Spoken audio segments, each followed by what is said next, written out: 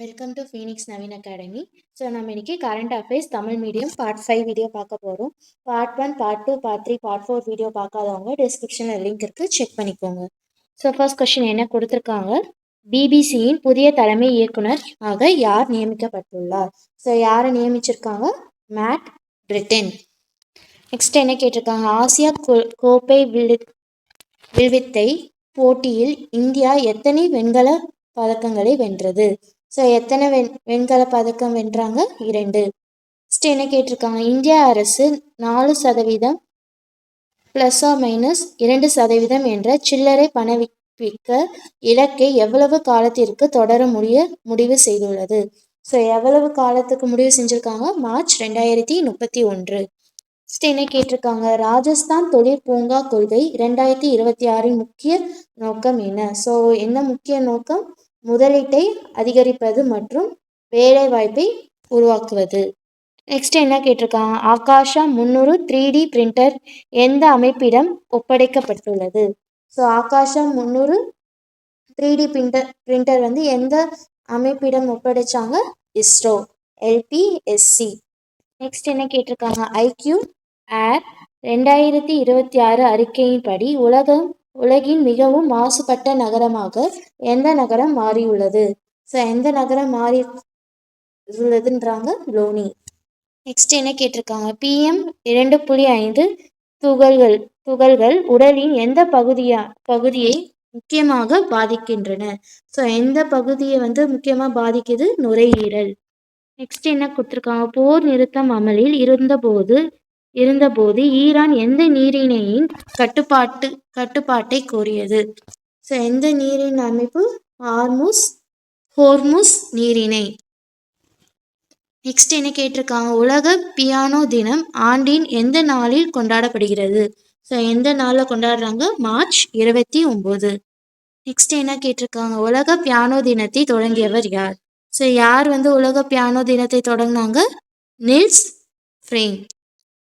Next என்ன கேட்டுருக்காங்க, HDFC ERGO பொது காப்பீட்டின் புதிய நிர்வாக இயக்குனர் மற்றும் தலைமை நிர்வாக அதிகாரியாக நியமிக்கப்பட்டவர் யார்? ஸோ யார் நியமிச்சாங்க?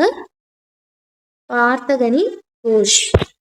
நெக்ஸ்ட் என்ன கேட்டிருக்காங்க, ஒப்போர்ட் உலக பில்லியனர்கள் பட்டியலில் இடம் பிடித்த இந்தியா சுயமாக உருவாக்கிய கோடீஸ்வரர் யார்?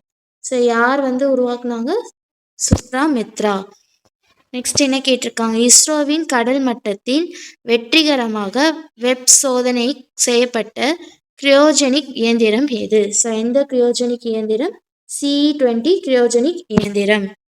நெக்ஸ்ட் என்ன கேட்டிருக்காங்க, ஸ்பிரிட் ஆஃப் ஷி என்ற கூட்டு இராணுவ பயிற்சி எந்த 2 நாடுகளுக்கு இடையே நடைபெற்றது? எந்த 2 ஆண்டு? அமெரிக்கா மற்றும் தென்கொரியா.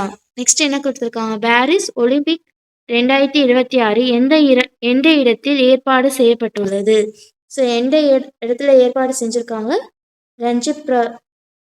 ரஞ்சிப்ராதி பவன், புதுடெல்லி.